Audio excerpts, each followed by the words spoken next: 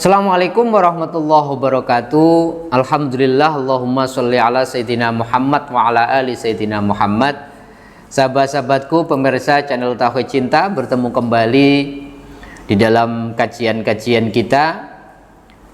Untuk kesempatan kali ini, berdasarkan request dari teman-teman di komentar di channel Tauhid Cinta, ada beberapa pertanyaan. Salah satu pertanyaan yang akan kita coba jawab tentang bagaimana sesungguhnya kita melakukan jamak atau mengumpulkan sholat kita atau bahkan qashar ketika mengalami suatu kondisi yang tidak memungkinkan melakukan sholat di waktu yang normal. Apa itu jamak? Jamak adalah mengerjakan dua sholat wajib di salah satu waktu, ya. Baik kemudian mengerjakannya di waktu yang pertama, itu namanya jamak takdim, atau kemudian dikerjakan di waktu yang sholat yang kedua, atau disebut jamak takhir. Sholat yang boleh dijamak harus kita ketahui terlebih dahulu, ya. Boleh sholat duhur gabungannya sama asar. Kalau sholat asar ditarik ke depan, di sholat duhur namanya jamak takdim. Kalau duhurnya ditarik ke belakang, sholat asar di waktu asar namanya jamak takhir. Sholat maghrib dan isya kemudian bisa juga digabungkan, baik sholat isyanya di waktu maghrib atau maghribnya ditarik ke belakang di waktu isya, ya. Itu menurut kesepakatan para ulama. Sedangkan sholat subuh tidak boleh dijamak karena itu waktunya berdiri sendiri. Bahkan Al-Quran mengatakan dalam surat An-Nisa ayat 101, dalil bahwa kita tidak hanya sekedar dibolehkan menjamak, tapi Allah mengatakan wa idza dzarabtum fil ardi falaisa alaikum junnatun an taksuru minas shalah. Jadi kalau kita bepergian di muka bumi, maka tidaklah mengapa, kata Allah, kita bukan saja menjamak, menggabungkan dua sholat fardu menjadi satu, bahkan mengqashar sholat. Jadi tidak sekedar menggabungkan tapi juga meringkas rokaatnya. Itu dibolehkan kalau kita bepergian atau dalam kondisi ketika kita takut diserang orang-orang kafir, waktu itu dalam kondisi perang. Cuman persoalannya, sahabat-sahabatku, kita boleh menjamak atau mengqashar itu tidak dalam kondisi normal, ya. Terutama adalah ketika kita musafir, bepergian. Para ulama mengatakan minimal kita itu pergi sejauh atau jaraknya itu 2 marhalah. 2 marhalah itu hitungan para ulama dulu.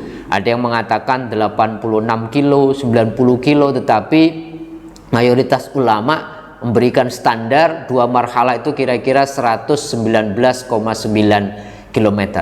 Jadi kalau kita sudah mencapai jarak itu, atau kemudian para ulama memberikan sebuah gambaran, kita boleh menjamak bahkan mengqashar itu kalau punya kondisi tidak bepergian pun, tetapi kondisinya tidak memungkinkan kita melakukan itu dalam kondisi yang normal. Ada kondisi masyaqqah, ada kesulitan, maka di situ ada rukhsah, ya. Tetapi yang kedua yang perlu kita ketahui, biasanya ini suka keliru, yaitu urutan-urutan ketika kita menjamak sholat. Para ulama mengatakan yajibu fi khalil jam'i at-tartib. Wajib ketika kita dalam kondisi menjamak sholat itu tertib. Tertib itu maknanya apa? Bihaitsu yusolli duhur awalan. Jadi kalau mau menjamak itu duhur harus di awal, asar itu juga harus di awal. Kalau jamaknya jamak takdim biasanya nggak jadi persoalan, karena apa? Asarnya ditarik ke duhur. Tapi banyak yang kemudian keliru karena kekurang tahuan ilmu. Kalau jamak takhir itu mereka sholat asar terlebih dahulu baru kemudian sholat duhur. Padahal yang dirubah itu hanya melaksanakan sholatnya, tetapi urutan sholatnya menurut kesepakatan para ulama harus tertib. Duhur itu harus dilebih dahulu, walaupun sholat duhurnya dilakukan jamak takhir di waktu asar. Begitu juga sholat maghrib harus dilebih dahulukan, walaupun kita sholat maghrib di waktu isya. Itu yang perlu kita tahu, jangan kemudian kita keliru karena jamak takhir di waktu isya, kemudian isya dulu baru kemudian kita sholat maghrib.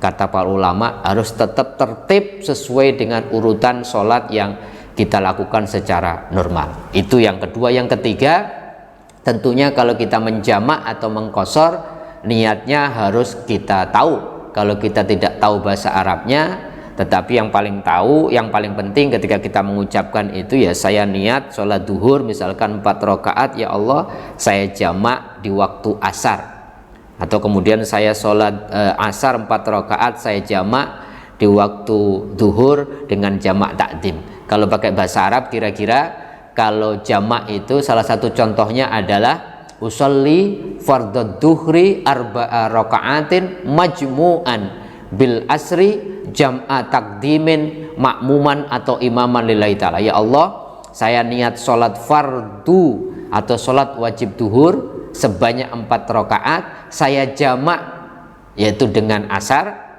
jam'a takdimin yaitu saya majukan, yaitu jamak takdim baik sebagai makmum atau sebagai imam. Atau kemudian kita gabung, kita jamak, kita gabungkan, juga kita ringkas, namanya itu jamak qashar. Salah satu niatnya adalah, salah satu contohnya adalah usolli fardhu duhri rakaataini majmu'an bil asri jam'a takdimin qasran lillahi ta'ala.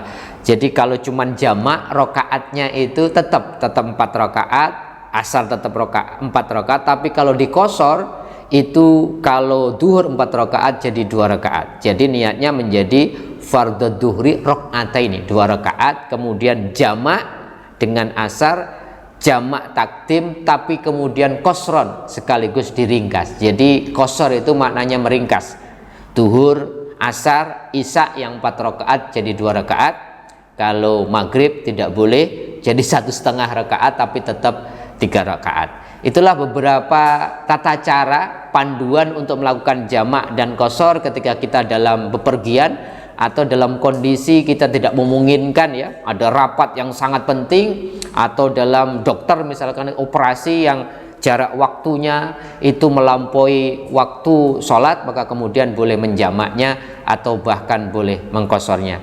Karena apa? Sahabat-sahabatku, sholat adalah satu-satunya rukun Islam yang kemudian bagi yang sudah balik, yang masih hidup, tidak boleh ada alasan untuk meninggalkannya. Oleh karenanya ada jalan keluar kalau tidak bisa normal dengan jamak atau kemudian dengan qashar, sehingga kemudian kita tetap bisa menunaikan sholat kita. Selamat mencoba. Mudah-mudahan dengan pengetahuan baru kita tentang jamak dan qashar ini, kita bisa melaksanakannya dengan jalan yang benar sesuai dengan tuntunan Allah dan contoh dari Rasulullah. Mudah-mudahan ada manfaatnya.